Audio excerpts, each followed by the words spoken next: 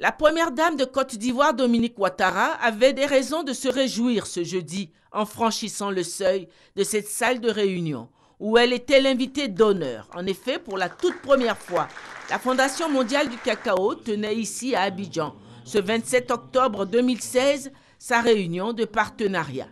La tenue de cette rencontre ici en Côte d'Ivoire est incontestablement perçue comme le signe de la réhabilitation du cacao ivoirien menacé pendant longtemps de boycott par les industriels et consommateurs occidentaux à cause de l'utilisation d'enfants comme main-d'œuvre dans les plantations.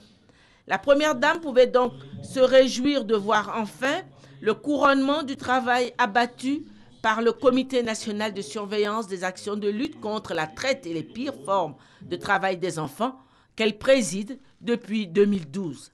Cette rencontre réunissait le conseil d'administration de la Fondation mondiale du cacao et son président exécutif, les responsables du conseil du café cacao, les industriels du cacao, les organisations du système des Nations Unies, des ONG nationales et internationales, ainsi que des coopératives nationales de producteurs.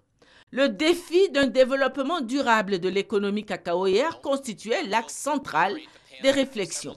Plusieurs panels figuraient au programme, ainsi que des présentations d'innovations techniques et technologiques pour améliorer la production cacaoyère. La réunion a consacré un volet à la lutte contre les pires formes de travail des enfants. La première dame est intervenue pour présenter le prochain cap du Comité national de surveillance sous sa supervision. Concernant nos perspectives, nous avons entrepris, grâce à la Fondation Children of Africa, la construction de 3 maisons d'accueil à Soubré, Bouaké et Korogo, en vue d'améliorer la prise en charge des enfants retirés de la traite et des pires formes de travail des enfants. Au titre de la coopération internationale, nous envisageons d'organiser en mars 2017 à Abidjan un sommet des premières dames de la sous-région ouest africaine sur la traite transfrontalière des enfants pour susciter leur implication dans ce combat. Dans ce même sens, nous organiserons en mai 2017 en Côte d'Ivoire la réunion annuelle du groupe de coordination des actions de lutte contre le travail des enfants dans la cacaoculture. J'espère que vous serez nombreux à effectuer le déplacement pour participer à ces importantes rencontres.